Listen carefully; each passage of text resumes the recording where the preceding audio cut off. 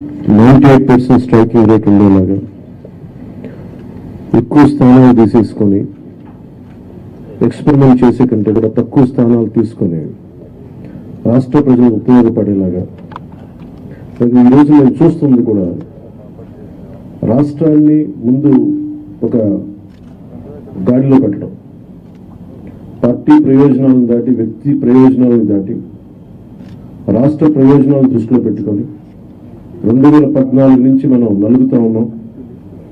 2019కి ఈ అరాచక పాలన వల్ల ఇంకా నలిగిపోతా ఉన్నాం.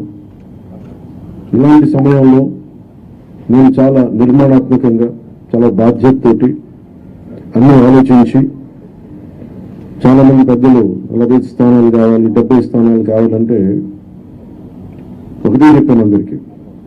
2019లో కనీసం నాకు ఒక 10 స్థానాలు ఉందంటే ఈరోజు ఎక్కువ స్థానాలు తీసుకొని ఒక మంచి చక్కటి అవకాశం ఉండేది. కోల్పోయాం కాబట్టి ఈసారి తక్కువ స్థానాలతోటి 98% స్ట్రైకింగ్ రేట్ ఉండాలి. దాంట్లో భాగంగానే 24 స్థానాలు, 3 పార్లమెంట్లు ఫిక్స్ అయిపోయాం.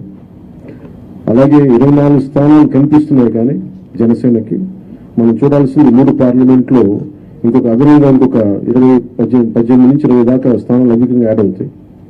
సో దాదాపు ఒకలా చూస్తే జనసేన అందరూ అనుకున్నట్టుగా ఒక 40 స్థానాల్లో పోటీ చేస్తున్నట్టు లెక్క, 3 పార్లమెంట్తో కలుపుకొని.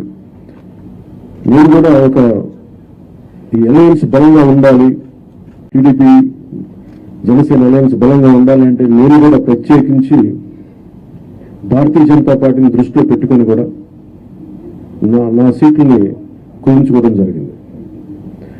ఇది మన నాయకులందరికీ కూడా వ్యక్తి ప్రయోజనాలను పక్కన పెట్టి రాష్ట్ర ప్రయోజనాలని ముందుకు తీసుకెళ్దాం.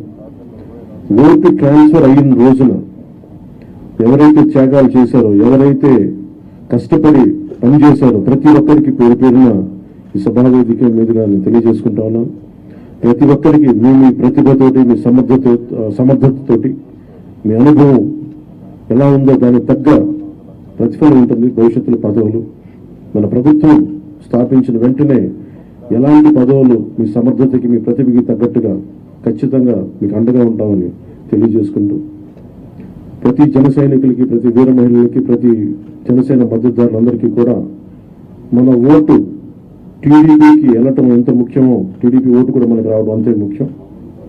జనసేన ఓటు ఖచ్చితంగా టీడీపీకి ట్రాన్స్ఫర్ అయితేనే ఈ రాష్ట్రం